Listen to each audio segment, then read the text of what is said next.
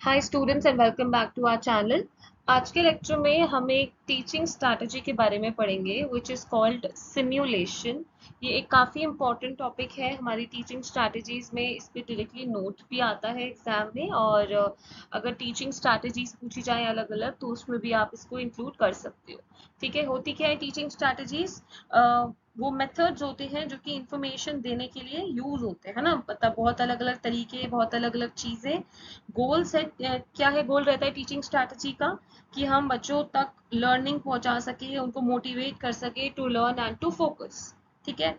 अब सिमुलेशन की बात अगर हम करें तो सिमुलेशन क्या होता है?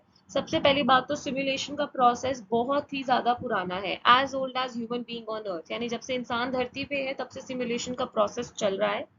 सिर्फ इंसान ही नहीं, एनिमल्स भी इस टेक्निक को यूज करते हैं अपने बच्चों को सिखाने की कैसे एनवायरनमेंट में एडजस्ट कर सकते हैं। ठीक है।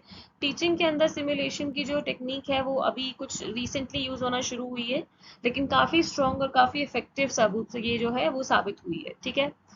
वेबस्टर्स डिक्शनरी के हिसाब से सिमुलेशन क्या डिफाइन करते हैं? अपीयरेंस ऑफ और एफर्ट ऑफ, यानी किसी चीज की तरफ अगर आप एक किसी चीज को एक अपीयरेंस दे दो, या फिर एक तरीके से रिहर्सल, जैसे हम कहते हैं ना रोल रिहर्सल, रोल प्लेइंग। अभी आगे मैं वो चीजें भी समझाऊंगी आपको। इट मीन्स रोल प्लेइंग और रिहर्सल। रोल प्लेइंग क्या होता है? जैसे फॉर एग्जाम्पल आप महात्मा गांधी का रोल प्ले करने लगो, या अपनी मदर जैसा रोल प्ले करने लगो। यानी जैसे जैसे वो करते हैं उनके जैसा आप बिहेव करोगे, उनकी जो चीजें हैं उसको इमिटेट, उसको कॉपी करोगे। ठीक है। तो जब हम टीचिंग को आर्टिफिशियली उस प्रोसेस को रोल प्ले करते हैं, वही सिमुलेशन हमारा है। ये एक सोशियो ड्रामा है। ठीक है। इसमें क्या है, नॉन स्ट्रेसफुल कंडीशंस बनेंगी, और प्रायर टू क्लासरूम टीचिंग, जो नॉर्मल क्लासरूम टीचिंग होता है उससे पहले हम ये चीज करते हैं। इसमें होता क्या है, जैसे फॉर एग्जाम्पल अगर आपने कभी देखा हो क्लास में टीचर क्या बोलती है, आओ अब आप ये टॉपिक पढ़ाओ, है ना। जैसे बच्चों को एक टॉपिक दे दिया, वो उनको बोलेंगे अच्छा आओ अब आप टीचर हो, क्लास हम सब स्टूडेंट्स हैं। मतलब इसमें एक जो है वो आपका टीचर बन जाएगा, बाकी सारे स्टूडेंट्स का रोल प्ले करेंगे। ठीक है। और वो उस समय उस चीज को एक्सप्लेन करेंगे। कैरेक्टरिस्टिक्स क्या रहते हैं इसके? This method is effective for the practice of teaching skills by प्यूपिल teacher, यानी कि ये मेथड काफी इफेक्टिव रहता है स्किल्स, टीचिंग स्किल्स को कन्वे करने के लिए, प्रैक्टिस करने के लिए। काफी कन्वीनियंट है, बहुत ज्यादा इसमें कोई बहुत तामझाम नहीं है, बहुत चीजें इसमें नहीं इन्वॉल्व होती हैं, बहुत ही सिंपल सा मेथड रहता है। रिसर्च वर्क में हम इसको यूज कर सकते हैं। और इसका मेन कैरेक्टरिस्टिक ये है कि it can be use for rehearsal, यानी क्लासरूम टीचिंग से पहले इसको हम एक रिहर्सल की तरह यूज कर सकते हैं, और इससे इफेक्टिव फीडबैक प्रोवाइड किया जा सकता है। देखो ध्यान से सोचो, अगर आप फॉर एग्जाम्पल टीचर क्लास में आती है, उन्होंने आपको एक रोल असाइन कर दिया कि अभी तुम टीचर हो, इस टॉपिक को पढ़ाओ। जब बच्चे उस चीज को पढ़ाएंगे, समझाएंगे, तो एक तरीके से वो रिहर्सल हो गई कि क्या चीजें गलत हुई, क्या चीजें इसमें इंक्लूड होनी चाहिए थी, कैसे बेटर हो सकता था। फिर जब एक्चुअल क्लासरूम टीचिंग होगी तब उसमें वो चीजें हम इम्प्रोवाइज कर सकते हैं। ठीक है। प्रोसीजर की बात करूं तो इसका प्रोसीजर कैसे चलता है? Basically before starting the teaching work in the real class में टीचिंग वर्क शुरू करने से पहले जो ट्रेनिंग है इस टेक्निक के द्वारा वो बच्चों को दे दी जाती है। और इसके जो मेन स्टेप्स हैं, जैसे कि मैंने बोला प्रोसीजर या स्टेप्स आप कह लो, सबसे पहला होता है असाइनमेंट ऑफ द रोल। इस टेक्निक में सबसे पहले आप रोल असाइन करते हो। ठीक है, सबको अलग अलग तरीके के रोल असाइन हो जाते हैं। कोई टीचर बनेगा, बाकी स्टूडेंट्स हो जाएंगे, and then we'll have an observer. फिर selection and discussion of social skill for practice, यानी जैसे रोल असाइन हो गए तो कुछ सोशल स्किल्स हम सिलेक्ट करते हैं जिनको हम डिस्कस करने वाले हैं। और जो टॉपिक्स हैं वो इन्हीं रिलेटेड स्किल, जो सिलेक्टेड स्किल्स हैं उन्हीं से रिलेटेड टॉपिक्स को हम प्रैक्टिस करते हैं। ठीक है।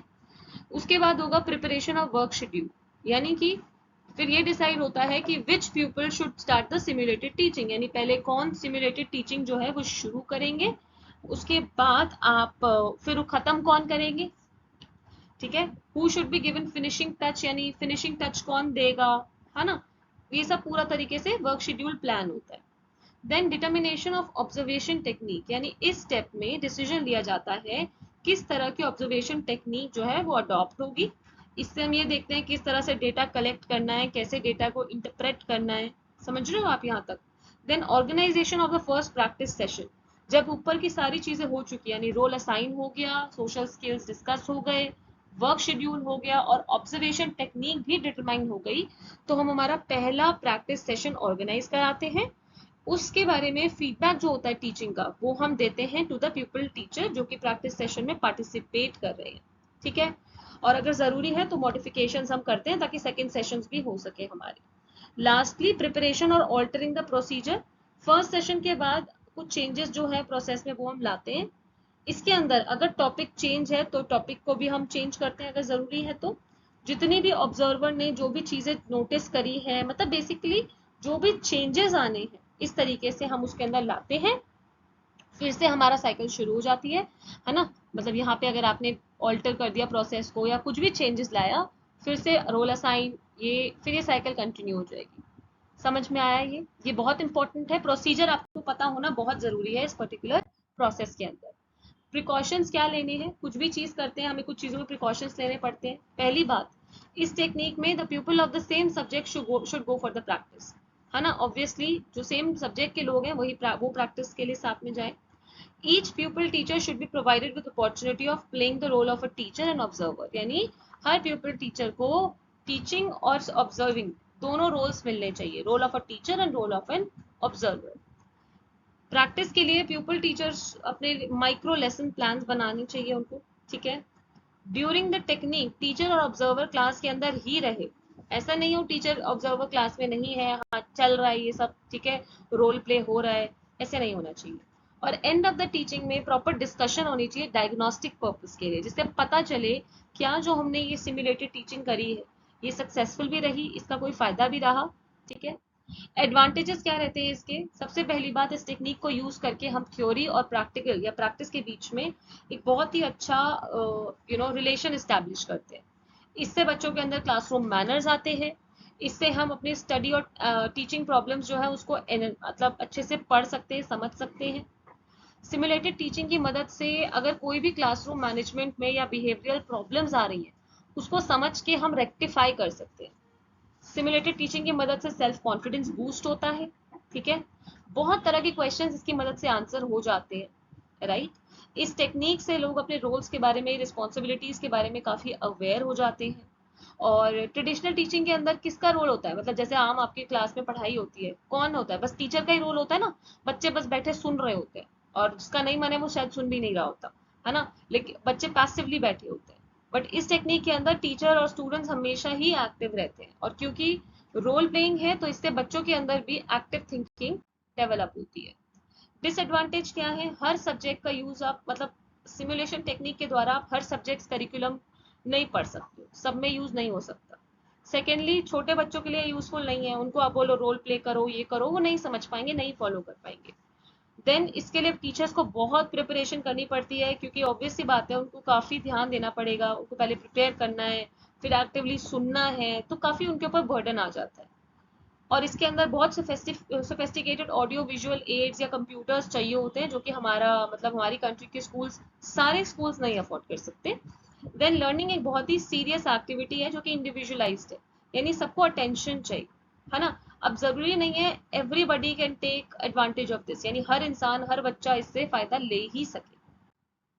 People teacher playing the role of an observer, कभी कभार हो सकता है जो पीपल टीचर ऑब्जर्वर का रोल निभा रहे हैं वो रॉन्ग रिकॉर्डिंग कर लें, उनकी ऑब्जर्वेशन थोड़ी गलत चली जाए।